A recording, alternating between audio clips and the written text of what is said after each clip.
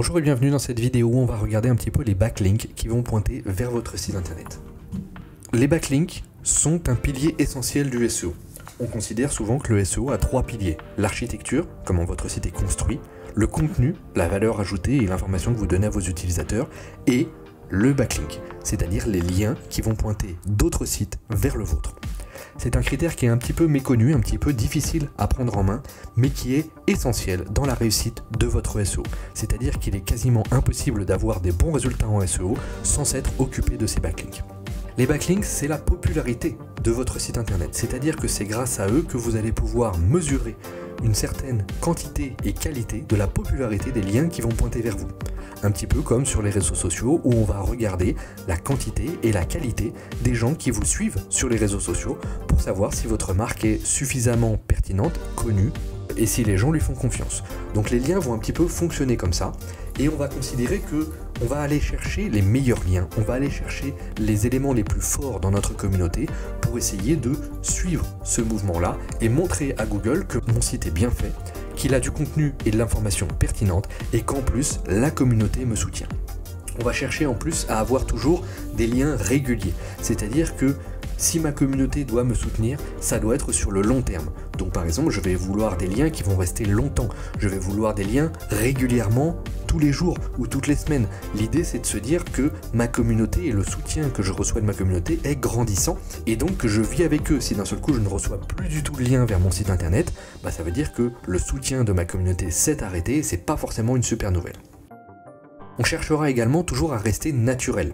Il faut que dans le système d'acquisition des liens que je mette en place, si je dois contacter des sites, si je dois éventuellement acheter des liens vers mon site internet, si je dois contacter des blogueurs ou des fournisseurs ou des choses comme ça, il faut que ce soit le plus régulier possible. C'est-à-dire que je me dois d'être régulier et naturel, c'est-à-dire que je ne dois pas, par exemple, avoir de pic de popularité à certains moments. Plus ce sera régulier, plus ce sera naturel et que ça ne pourra pas être vu par les moteurs de recherche, plus Google et les moteurs de recherche considéreront que les liens qui pointent vers moi sont pertinents et intéressants. On va regarder un petit peu de lexique histoire que vous compreniez un petit peu mieux. Le premier mot-clé qui va être intéressant et qu'il vous faut maîtriser quand on parle de liens et des netlinking, c'est l'encre. Une encre, c'est le texte du lien que vous allez devoir cliquer pour arriver sur le site en question. Donc quand je reçois des liens depuis un autre site vers moi, c'est toujours ça le netlinking, on va regarder le texte sur lequel l'utilisateur doit cliquer pour arriver sur mon site internet. Donc ça veut dire que dans ce texte-là, s'il y a des mots-clés, c'est-à-dire que si le mot-clé sur lequel je veux me positionner est l'encre du texte à cliquer, c'est ce qu'on va appeler une encre optimisée. Si le mot-clé sur lequel l'utilisateur doit cliquer pour arriver sur mon site, c'est par exemple cliquez ici, allez voir ce site internet ou tout simplement mon URL, c'est ce qu'on appellera une encre non optimisée ou désoptimisée. Toujours dans notre optique de rester naturel, on va essayer de garder un ratio entre les encres optimisées et les encres pas optimisées à raison de 90% d'encre désoptimisée et seulement 10% d'encre optimisée. Si vous dépassez ce ratio-là, ce sera plus facile pour Google de constater qu'il y a beaucoup trop d'encre optimisée vers votre site internet et que ce n'est pas naturel. Donc vous pouvez essayer d'en faire plus, mais vous risquez d'attirer le regard de Google, le radar de Google, pour qu'ils se disent « Tiens, c'est bizarre, ce site-là reçoit beaucoup trop d'encre optimisée, ce n'est pas naturel ». Ensuite, vous allez peut-être avoir entendu le mot backlink, backlinking, netlink, netlinking, les liens entrants. Tout ça, c'est juste pour comprendre que c'est la même chose. C'est juste le constat des liens qui font un autre site vers moi, qui font un lien et qui me rapportent de la popularité. Dans les termes importants, vous allez avoir peut-être aussi entendu dofollow et nofollow. Ce qu'il faut comprendre, c'est que quand je reçois un lien depuis un autre site, il me transmet une partie de sa popularité, une partie de son jus, de ses points en SEO. Ces points me sont effectivement transmis si le lien est dofollow, ou on peut considérer un lien normal. A l'inverse, il existe une façon de créer les liens qui est dite nofollow, c'est-à-dire que le lien existe, il est visible, il est cliquable par les utilisateurs, mais il ne transmet pas de popularité depuis le site hôte vers moi. Ça, on va le retrouver par exemple beaucoup sur les réseaux sociaux, sur les gros sites. Donc, dans l'optique où je cherche à améliorer le nombre de points que je reçois et ma popularité sur les moteurs de recherche, il me faut des liens dofollow, c'est-à-dire des liens normaux, et je vais mettre de côté les liens nofollow. Si jamais vous apprenez et vous naviguez sur des interfaces de suivi de liens comme Ahref, Majestic, SEMrush, vous allez avoir de temps en temps des notations. Vous allez avoir l'UR, l'EDR, le CF et le TF. Sur SEMrush, il va y avoir le SEMrush Rank. Chaque outil va avoir créé sa propre dénomination, sa propre notation pour essayer de donner la quantité et la qualité des liens qui pointent vers vous.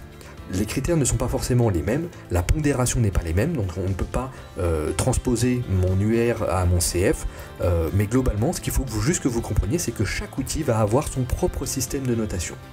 Plus vous en apprendrez et plus vous passerez de temps dessus et plus vous comprendrez qu'effectivement ce sont des notions importantes qu'il faut travailler et prendre en compte, mais globalement, pour l'instant, on va surtout avoir des indicateurs qui vont nous permettre de mesurer la quantité et également la qualité des liens qui vont pointer vers nous. Pour améliorer ces backlinks, on va chercher toujours à avoir des liens, je l'ai dit, le plus régulièrement possible. Donc si je peux avoir un lien par jour ou un lien par semaine, c'est préférable à avoir une stratégie en escalier, c'est-à-dire où je vais avoir 50 liens la même semaine et rien pendant 6 mois. Ça, c'est quelque chose qu'il vous faut un petit peu éviter. On va chercher également à avoir les liens qui paraissent les plus naturels possibles. Donc ça veut dire que quand je vais recevoir des liens, je vais attendre la meilleure communauté, c'est-à-dire les gens les plus proches de chez moi, les sites internet qui parlent du même métier que moi, avec un article, avec pas trop d'encre optimisée, donc il faut vraiment rester en dessous du radar de Google. Et on va chercher bien entendu les sites référents les plus puissants, c'est-à-dire les meilleurs sites qui puissent me faire un lien. A l'inverse, là où on perdrait du temps à créer des liens, c'est déjà surtout ce qui va être lien inutile. Donc par exemple, on va éviter, parce que ça ne va vous apporter que très peu de popularité et de points en SEO, les liens qui vont être en footer. Ils ne sont pas contextualisés, il n'y a pas de texte autour, et ça c'est toujours un petit peu embêtant, donc je préfère un lien sur une page, plutôt que d'être en footer d'un site internet et de recevoir un lien depuis les 10 000 pages qu'il posséderait éventuellement.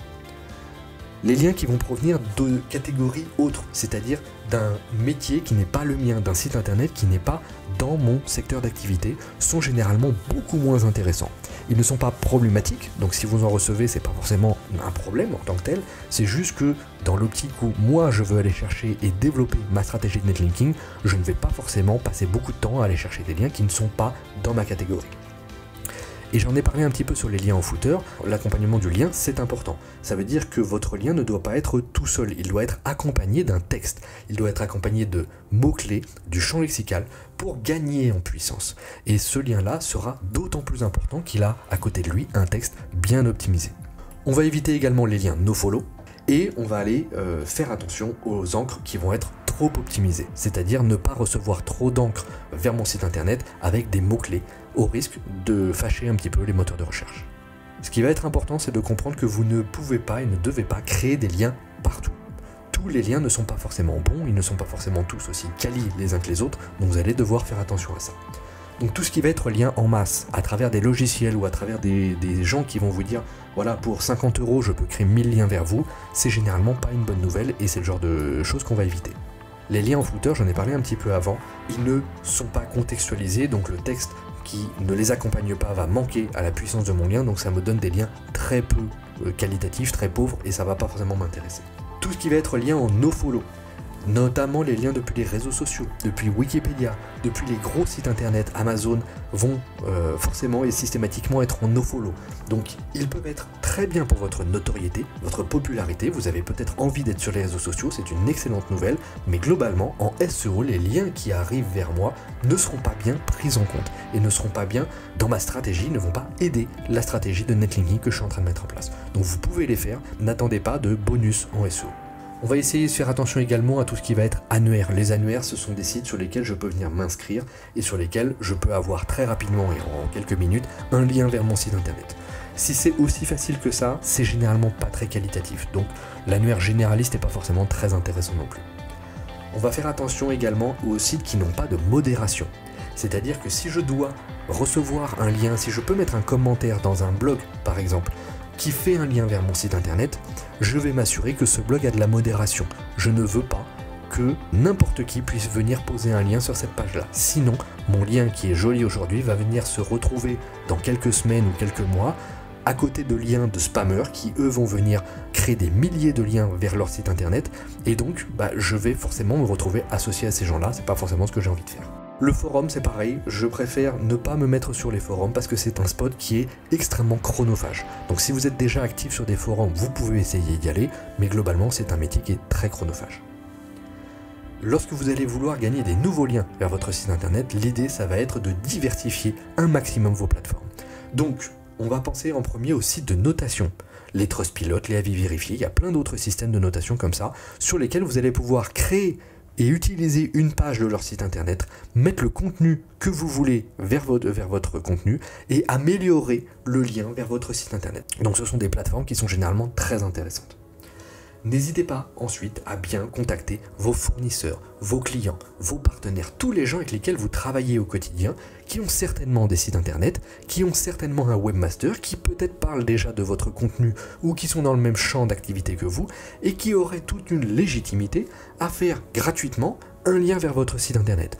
On peut faire un échange de liens, je peux faire un lien vers eux et eux font un lien vers moi, mais globalement ça va renforcer nos deux entreprises et ça c'est toujours intéressant. Donc n'hésitez pas à faire le tour de l'ensemble des fournisseurs, clients ou partenaires que vous avez pour essayer d'avoir un lien vers eux et depuis leur site internet, quitte à faire un lien vers eux également.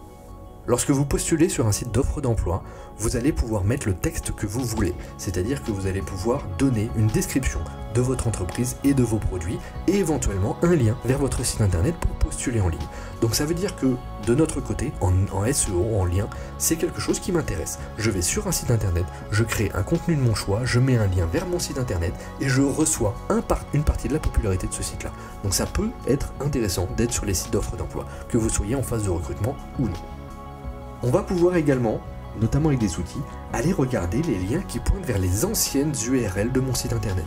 Si j'ai fait un changement de nom de domaine, ou si j'avais une page qui fonctionnait bien et que j'ai mis depuis en erreur 404, eh bien, les liens qui pointaient vers cette page-là ou vers mon ancienne URL sont aujourd'hui perdus, ils sont cassés.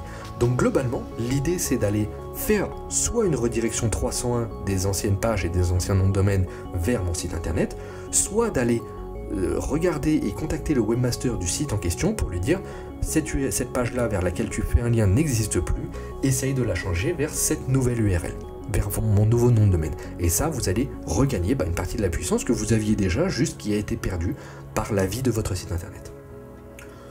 On va pouvoir également aller s'inspirer de ce que font vos concurrents. C'est-à-dire que vos concurrents vont avoir et recevoir aujourd'hui des liens vers leur site internet. Donc ils sont peut-être déjà inscrits dans des annuaires, dans des associations, dans des sites d'information qui vont être pertinents et sur lesquels vous auriez également une légitimité à venir vous inscrire.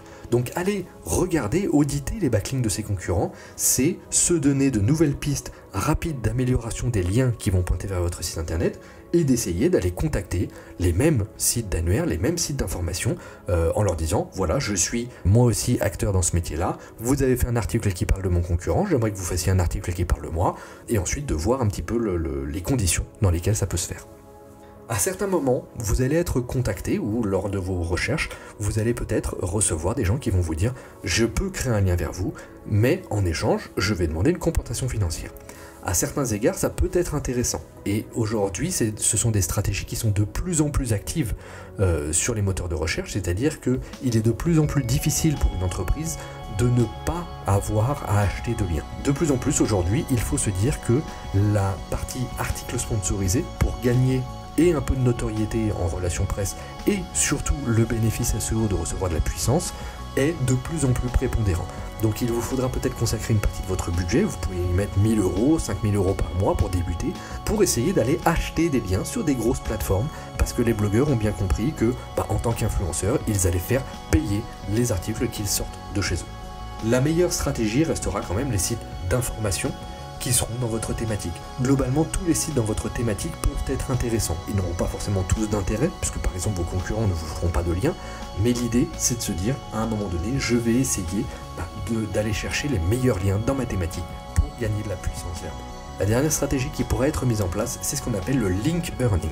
Le link earning, c'est non pas d'être proactif dans la recherche de liens et que ce n'est pas nous qui allons contacter des sites internet pour leur demander de faire un lien vers nous, ça va être de proposer sur votre site internet une information, une valeur ajoutée, un livre blanc, un outil, un morceau de code, n'importe quoi, un jeu concours, qui fait que les autres webmasters se diront « Tiens, c'est exactement ça que je veux et je vais faire un lien directement depuis mon blog vers ce site internet-là. » Donc en fait, vous n'êtes pas en train, vous, d'aller demander un article vers vous et un lien vers vous, vous donnez quelque chose à votre communauté et ce sont les webmasters des autres sites qui vont eux-mêmes décider de faire un lien vers vous.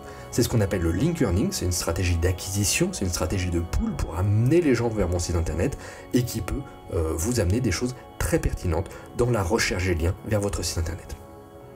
J'espère que c'est un petit peu plus clair pour vous, je vous dis bon courage et maintenant c'est à vous de jouer.